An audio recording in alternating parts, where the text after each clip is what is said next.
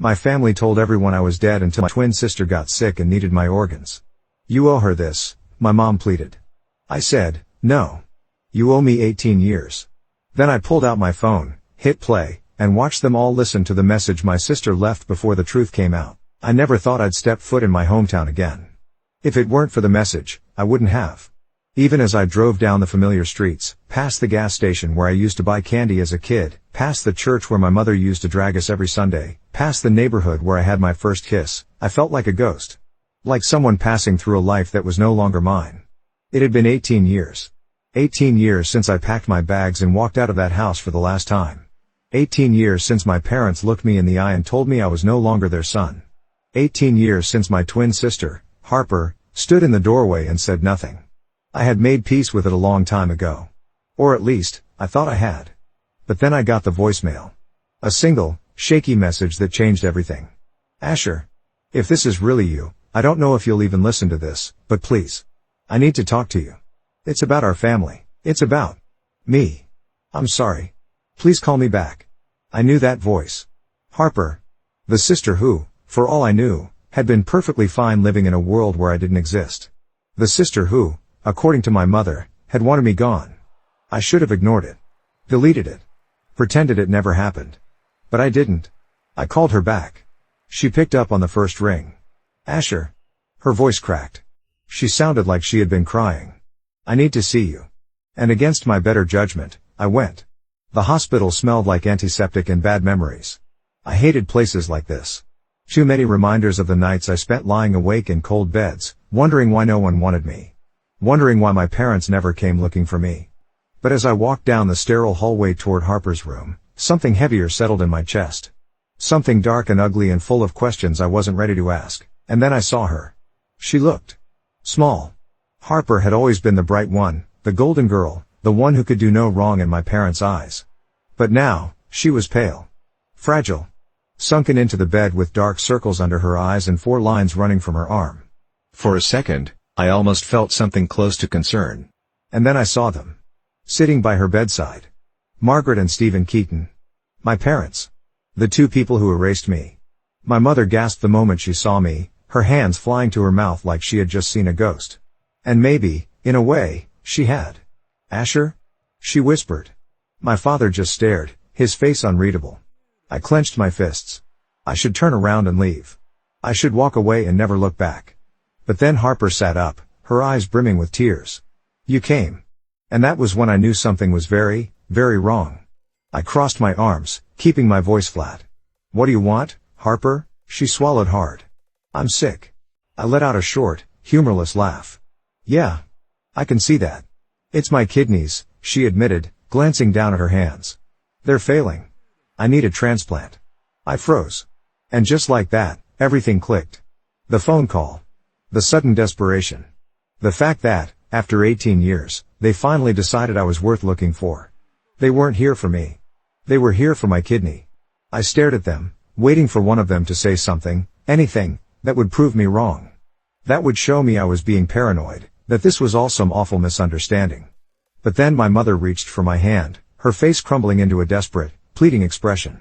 You need to be tested, she said quickly, her fingers digging into my wrist. You're her best chance, Asher. You're her twin. I yanked my arm away. You're joking, I said, my voice dangerously low. Asher, after everything you did to me, after telling the entire town I was dead, you seriously think I'd just hand over a kidney like it's nothing? My mother flinched like I had slapped her. You owe her this, she snapped, her voice rising. She's your sister.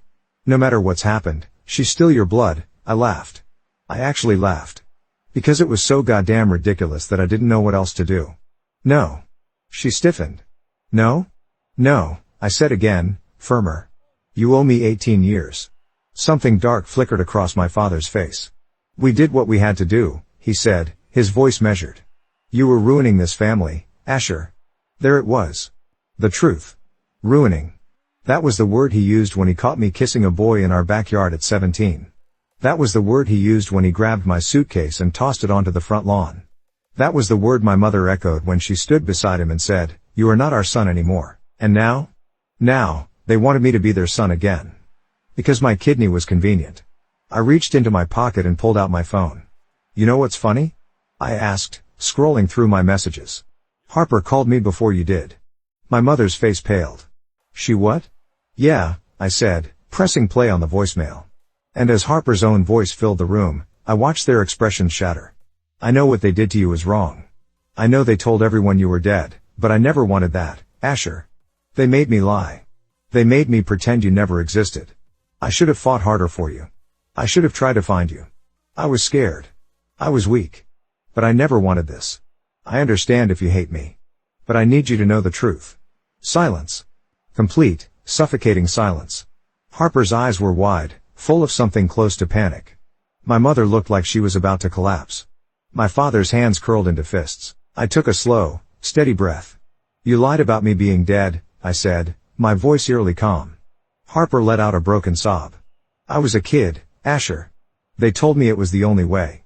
They said you were never coming back. I tilted my head, staring at the family I once had. Well, I murmured, stepping toward the door. They were right about that. And then I walked out. I didn't stop walking until I was outside the hospital. The air was thick and humid, the way Pennsylvania summers always were. A storm was coming. I could smell the rain in the air, feel the pressure in my chest. It was funny. When I was younger, I used to love thunderstorms. I used to sit by my bedroom window and watch the sky split open, counting the seconds between lightning and thunder. Harper would sit with me sometimes. She used to be afraid of storms, but she pretended she wasn't. That was the thing about Harper, she was always pretending. I dragged a hand down my face and exhaled. My heart was still pounding, adrenaline still burning in my veins. I should have expected it. The second I heard her voice on that voicemail, I should have known.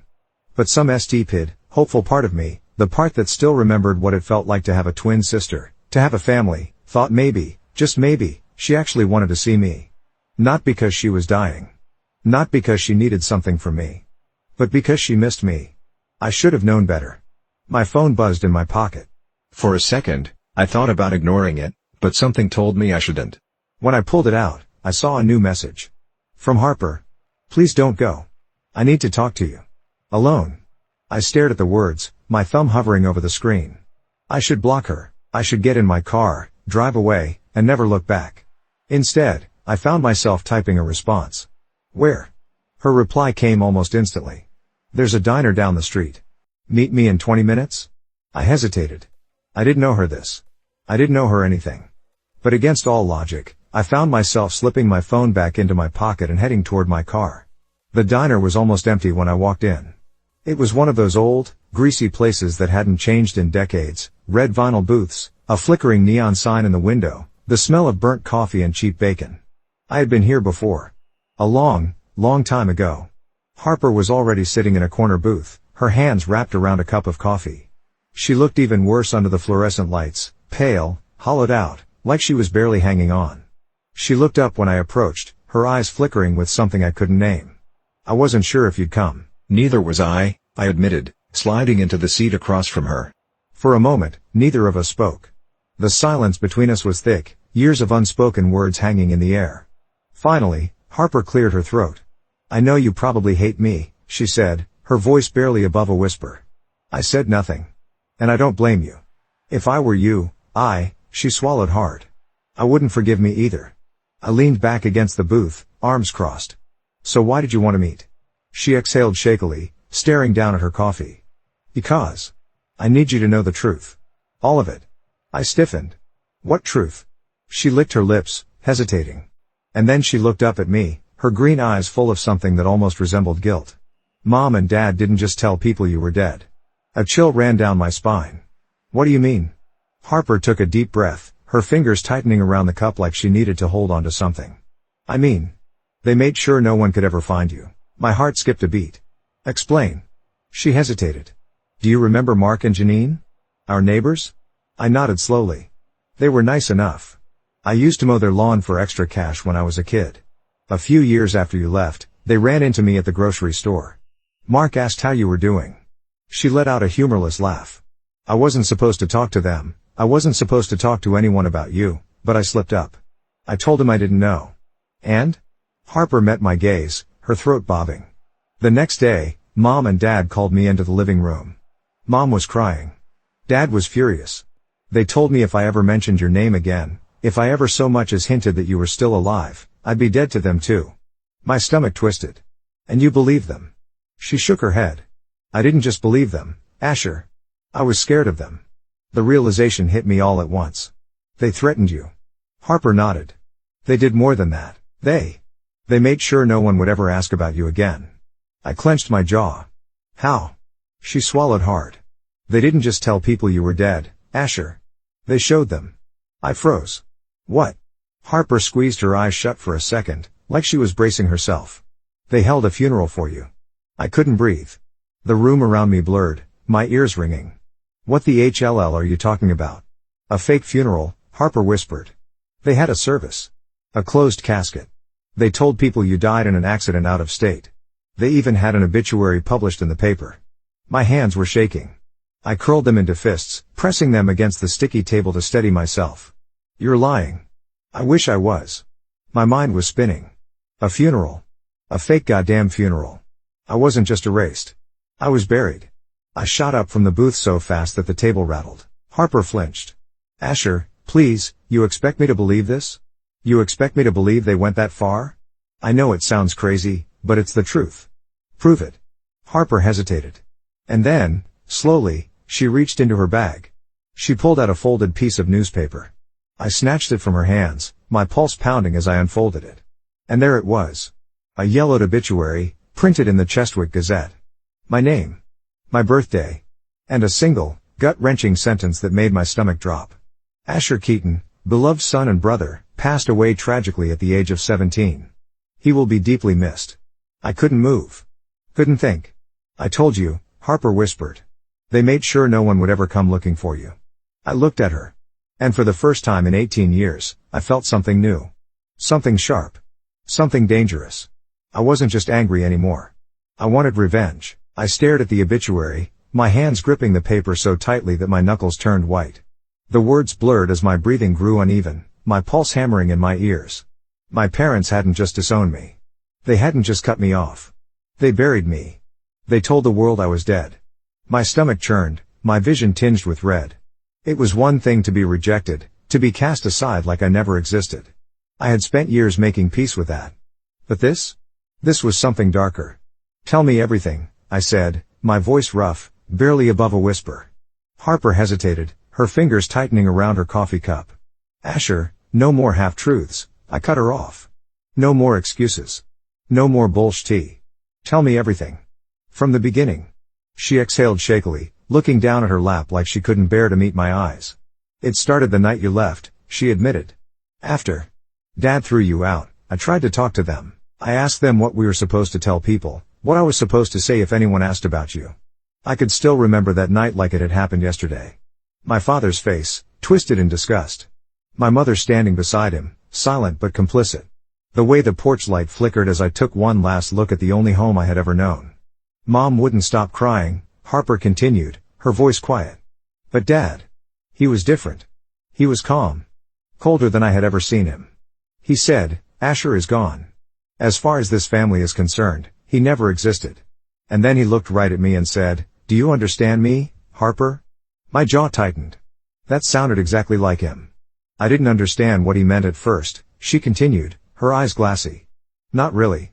But then, the next day, Mom told me that we weren't allowed to mention your name. At school. To our relatives. To anyone. They made me lie. They made me act like you never existed. I scoffed. And you went along with it. Harper winced. I was a kid, Asher. I was 15. I was scared. And then, a few weeks later, they planned the funeral. My stomach twisted. Why? Because people were asking questions, she said simply. Mark and Janine asked where you were. Aunt Linda tried to call you. Even our pastor at church mentioned that he hadn't seen you in a while. And you know Dad, he hated losing control over a situation. I did know. My father ruled our family with an iron grip. So he made up the story, Harper continued. He told people you had gone to another state and gotten into an accident. That you, she swallowed hard, her voice cracking, that you didn't make it. I felt like I was going to be sick. And everyone believed it? Harper nodded. They did more than believe it, Asher. They mourned you. A bitter laugh escaped my throat. You have got to be kidding me. I'm not, she whispered. Mom put on this whole performance, crying at church, talking about what a tragedy it was. People brought over food. They sent cards. The school put your picture up in the memorial case next to the gym. I clenched my fists so hard my nails dug into my palms. Jesus Christ, I muttered. They even had a priest give a eulogy, she added. It was in the church. They played your favorite hymn. People got up and talked about what a great kid you were, how much they'd miss you. My head snapped up. They had a F. King eulogy for me? Harper flinched but nodded. I sat in the front row, she admitted, tears slipping down her face now. I sat there and listened to people talk about you like you were gone forever, and I couldn't say a damn thing. I stared at her, my chest tightening. I wanted to be furious at her. I was furious.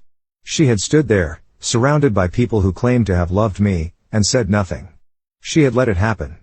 But at the same time, I could see the guilt in her eyes. The pain.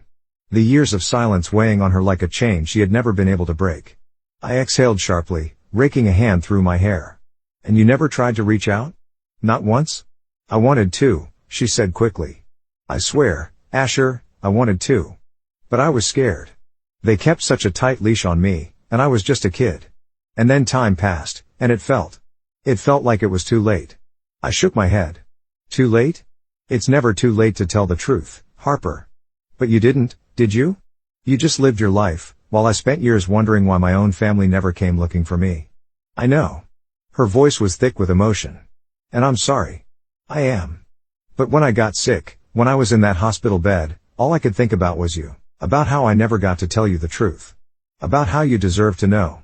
I stared at her for a long moment. And what about them? I asked finally. Mom and Dad. Did they even hesitate before reaching out to me? Or did they see my name on your medical records and think, oh, good, he's still alive, he can be useful to us now? Harper swallowed hard. It wasn't like that. Like HLL it wasn't, I snapped. They buried me, Harper. They lied to everyone we ever knew. And when they finally needed me, they came crawling back, expecting me to just hand over a kidney like none of it ever happened. She wiped at her eyes. I know. And you don't have to do it, Asher. I know that. I know I don't deserve to ask you for anything. But I just wanted to see you again. Even if this is the last time. Her voice cracked on the last word. And God help me, despite everything, despite the anger, the betrayal, the absolute gut-wrenching hatred I felt toward our parents, I still felt something for her. Maybe it was instinct.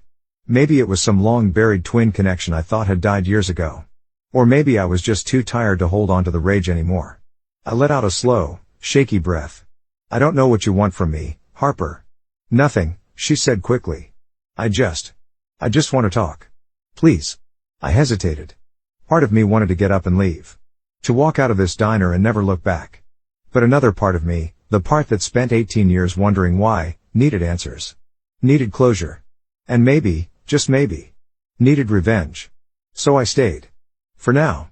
I sat there, staring at Harper across the cracked laminate table, the smell of burnt coffee thick in the air between us. My hands were still shaking. This was too much. All of it. I had spent nearly 2 decades thinking I had been abandoned. That my family cut me off because they were ashamed, because they didn't want to deal with the disgrace of having a son who wasn't what they wanted. But this wasn't just abandonment. This wasn't just shame. This was erasure. They had killed me on paper. Buried me in the minds of everyone I had ever known. Held a fake funeral, gave fake eulogies, cried fake tears. And the worst part? People had believed it. I had always assumed that no one came looking for me because they didn't care. That my friends had moved on. That my teachers, my neighbors, my extended family just wrote me off as another lost kid who had slipped through the cracks. But they hadn't. They had grieved me. Because they thought I was dead. Harper shifted in her seat, fingers twisting together in her lap. She looked like she wanted to say something else, but she was waiting. Letting me process. Finally, I found my voice. Who was there? Harper frowned. What? At the funeral, I clarified, my voice hollow. Who was there? She swallowed hard. Everyone. I felt my stomach twist. Be specific, Harper. She hesitated, but when she saw the look on my face, she sighed. Aunt Linda, Uncle Rob. Pastor Warren. Mark and Janine. Some of your old teachers. Your entire baseball team, well, former baseball team. And. She hesitated. And what? She looked down at her hands. Milo was there. The air in my lungs disappeared. Milo. Harper nodded.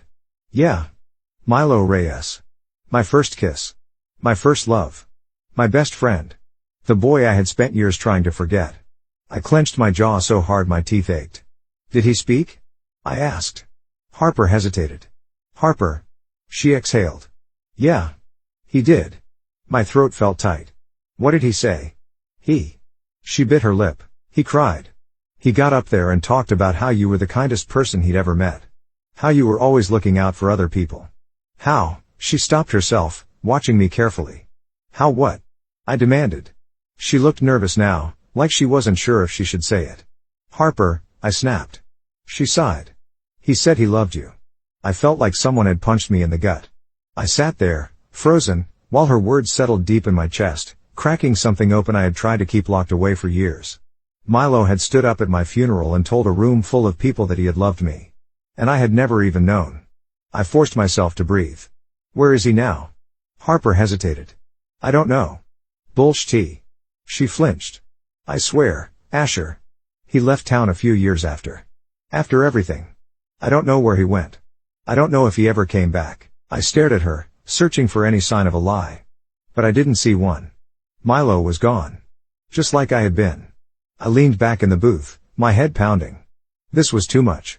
It was all too much. Harper watched me carefully. Are you okay? I let out a sharp, bitter laugh. Not even close. She swallowed hard. I know this is a lot, but I needed to tell you. You deserve to know. I shook my head, exhaling through my nose. You should have told me a long time ago. I know, she whispered. And I can't change that. But Asher, she stopped herself, hesitating. What? She looked down, chewing on her lip. I need to ask you something. And I know you're going to hate me for it. I stiffened. Then don't ask, she sighed, rubbing her hands together nervously. It's not about the transplant, she said quickly. I swear. I know you probably think that's all I wanted from you, but it's not. I stayed silent, waiting. She swallowed. I need to know if you're going to tell people. I blinked. Tell people what? She looked me right in the eye. That you're alive. A slow, creeping cold spread through my chest. Why does that matter? I asked. Harper hesitated. Because if you do, it's going to destroy them. I let out a humorless laugh. Good. Asher, they destroyed me, Harper, I snapped. They took away my name, my history, my entire existence. You really think I give a damn if the truth ruins them? She exhaled, pressing her fingers against her temples. I'm not saying they don't deserve it, she admitted. But if this gets out, if people find out what they did. I tilted my head. What? What happens, Harper? She hesitated, then leaned in slightly, lowering her voice. Mom is running for office. I stared at her. What? City council, she said. She's been planning it for years. Dad's been helping her make connections, get donors. She's got momentum, Asher. People love her. They think she's this strong, grieving mother who lost her son and turned her pain into public service. I felt something hot and sharp crack through my ribs. Are you serious? Harper nodded. It's all been leading up to this. If you come back, if people find out you're alive, it will ruin her. I let out a slow breath. A new feeling settled into my bones. Something I hadn't allowed myself to fully embrace yet. Not just anger. Not just betrayal. But opportunity. I met Harper's gaze, my voice steady. Good. Because if my mother thought she could erase me and walk away unscathed, she was about to learn just how wrong she was. I sat back in the booth, rolling Harper's words around in my head. My mother. Running for public office. She had built a career on a lie, on my death. She had used the fake grief of losing her son to push herself into a position of power, turning herself into a sympathetic figure. And now? Now she wanted to be a leader in the community. A woman of honor. A politician people could trust. I almost laughed. She had taken everything from me. My home. My family. My identity. And now? I was going to take everything from her. I left Harper at the diner that night without telling her what I was planning. Not because I didn't trust her, but because I needed time to think. I drove around town for hours, letting old memories creep in whether I wanted them to or not. The streets were smaller than I remembered. The houses felt closer together. Even the town square, where they still held the annual summer festival, looked like something out of a picture I had seen years ago, instead of a real, living place. I could still see my past here, etched into every crack in the sidewalk. I could still feel the ghost of who I used to be. And the longer I drove, the more certain I became. This wasn't just about revenge anymore. This was about truth. It was about getting back the life they stole from me. By the time I pulled into a motel parking lot and checked into a dingy room for the night, I knew exactly what I was going to do. The next morning, I started with social media. My old accounts were long gone, deactivated years ago, but that didn't matter. I made a new one. One with my name. My real name. And then, I made my first post. It was simple. Direct. My name is Asher Keaton. 18 years ago, my parents told the world I was dead. They held a fake funeral. They lied to everyone I ever loved. And now, my mother, the woman who buried me alive, is running for public office. And attached to the post? A picture of the obituary Harper had given me. I hit post. And then, I waited. It didn't take long. At first, it was just a trickle. A few likes.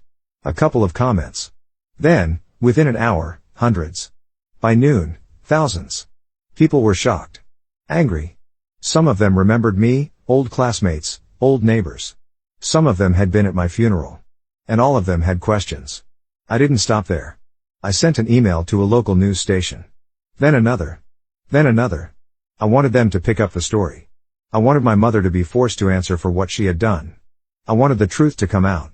By the afternoon, my phone was blowing up. Harper. Unknown numbers. Even a message request from someone I hadn't seen in nearly 20 years. Milo. Is this real? I stared at his name on my screen, my chest tightening. I didn't have time to process it. Not yet. Because at that moment, my phone started ringing again. And this time? It was her. I let it ring until it went to voicemail. A few seconds later, my mother's voice filled the motel room. Asher, you need to call me back. Right now. This is getting out of hand. We need to talk. We need to fix this. I almost laughed. We needed to fix this? She wasn't sorry. She was scared. She wasn't calling to apologize, she was calling because she knew she had been caught. Good. Let her be scared. I didn't call back. Instead, I turned on the news. And there it was. Local political candidate Margaret Keaton faces scandal after allegations from deceased son. Her picture was plastered on the screen, side by side with a screenshot of my post. And then? They played her campaign speech from last week. I know what it's like to lose someone you love, she had said, her voice thick with emotion.